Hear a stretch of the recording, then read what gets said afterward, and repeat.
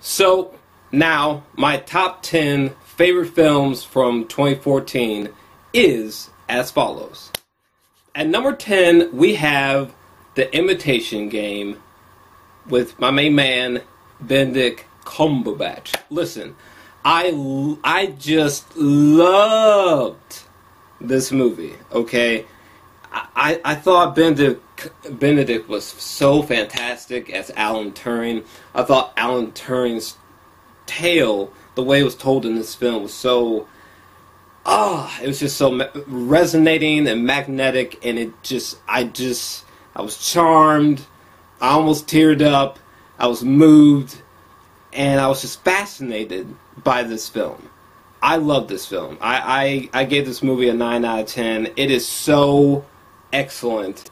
At number 9, we have Guardians of the Galaxy.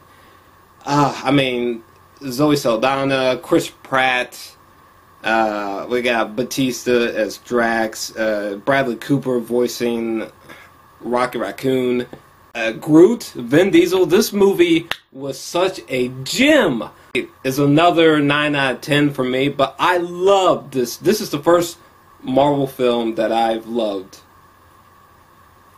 Moving on. At number 8, we have Snowpiercer with Chris Evans and Jamie Bell, I believe is his name. Snowpiercer blew my mind. This movie is so weird. It's so strange.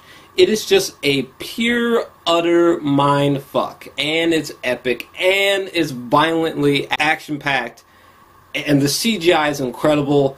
There's so many unexpected twists and turns. What more do you want? This is a full-blown 10 out of 10 for me. At number 7, we have the Lego Movie. Like, heaven for ADHD people. Beautiful animation. Great work from Chris Pratt. Huge. This movie got huge laughs out of me. And I don't even like kids movies, and I love this movie. This movie is a 10 out of 10, okay? When they went to that cloud world, At number 6, we have Gone Girl from David Fincher. Gone Girl is a movie that I gave a 9 out of 10, but in the future, it could change it to a 10 out of 10. This happened to me with Curious Case of Benjamin Button. It might happen with Gone Girl. Gone Girl is a lot to process. Acting is superb. The cinematography is perfect. The soundtrack is perfect. If you have not seen this movie, it is near perfect. At number 5, we have Jake Gyllenhaal's Nightcrawler. I gave this movie a full-blown 10 out of 10. How Jake Gyllenhaal was not nominated for Best Actor is like one of the worst Oscar snubs I've ever heard. Jake Gyllenhaal is like a modern-day taxi driver, Scorsese, in this film. In this film, it just has like a collateral kind of cinematography to it from Michael Mann, and the plot just gets more and more wicked as the minutes drag by. The dialogue is so fantastic. Oh my god. Okay. At number 4, we're down to number 4, people. Shit. Number 4 is Enemy, which is another film with Jake Gyllenhaal. Listen to me. If you have not seen Enemy with Jake Gyllenhaal, all you need to know is that Jake Gyllenhaal, he finds out that he may have a twin that lives nearby unexpectedly, like a doppelganger, and there's some insane dream sequences that have stayed with me, and this movie has one of the greatest endings I've ever seen in my whole life. Okay, literally, when the ending to Enemy happened, like literally, I was watching just like this. Oh!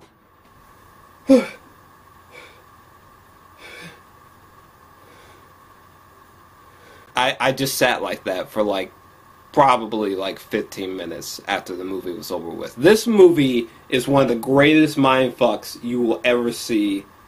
If you don't know anything about it, don't watch the trailer, just watch it and prepare for your brain to just be like... At number 3, man, this is Whew, this was so tough for me. But at number 3, we got Birdman. Listen. For the record, Enemy is a 10 out of 10, by the way, to me. But Birdman is another 10 out of 10 film for me. I loved Babel incredibly, and I fell in love with the soundtrack a long time ago. So I was like, oh, this guy made Babel, he's making Birdman. Let me watch Birdman. Birdman is a technical masterpiece. The movie is told in seemingly one shot. There's no cuts. The movie is like a stream of consciousness. The humor works. The philosophical aspects works. It's quite a mind fuck as well. And this movie is just, Birdman is so wild and just fucking weird and so deep, and there's like these unexpectedly hilarious moments, and it just feels so refreshing and just brutally original. The acting is out of this world crazy awesome. You get such a rush, such a high off of this movie, and the ending to Birdman is just perfection. Masterpiece. Now, time for the top 2, and at number 2 we have Whiplash. Listen, now I know some of you guys who loved Birdman are like, hey, you liked Whiplash more than Birdman? I did. Whiplash is another 10 out of 10. This is a movie that I will be rewatching so much. This is a movie that I'll probably be working out to certain scenes. This is a movie where I'll be looking at certain scenes for inspiration in my own life. The dialogue from J.K. Simmons is impeccable. The movie looks good, but the performances from Miles Teller and J.K. Simmons is just fantastic. Just superb. It's ironic that I use fantastic because Fantastic Four. But anyway, it's so inspiring. It's so brutal. It's such an experience. You know, when you leave this movie, you're like, oh, holy shit, that was intense. And the last 10 minutes of this movie is some of the most invoking, intense, jaw-dropping, unforgivable shit that I saw from last year. A superb film. 10 out of 10. And now, to my number 1 favorite film from last year. Now remember, this is my list. I know it's subjective. This is my opinion. Okay? It's mine, motherfuckers. My favorite film from last year was Christopher Nolan's Interstellar. I know this is a decisive film, highly, but for me, I loved it. Interstellar just fucking like punted my brain across our galaxy and into another one. The cinematography, the acting. There's so many unexpected moments that like I can't even articulate. This Interstellar goes in so many unexpected directions that like by the time the movie ends, you're just like nosebleed. So many ideas compacted into this movie. I've only seen it once, but I've been listening to the soundtrack almost daily.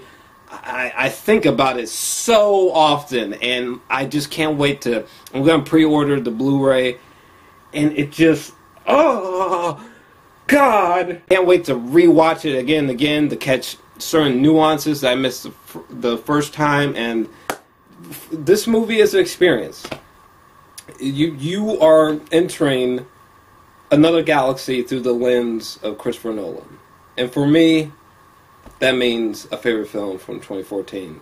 Listen, guys, thanks for watching this video. Thanks for watching any of my videos. It's really appreciated. Also, as a side note, I'd like to say really quick that I am working on my own film, which is being shot in 4K. It's like a dark thriller. You can see two trailers to that down below in the description box or the comment section. That film will be out by at latest March. And thanks for watching. And what's your top 10 list?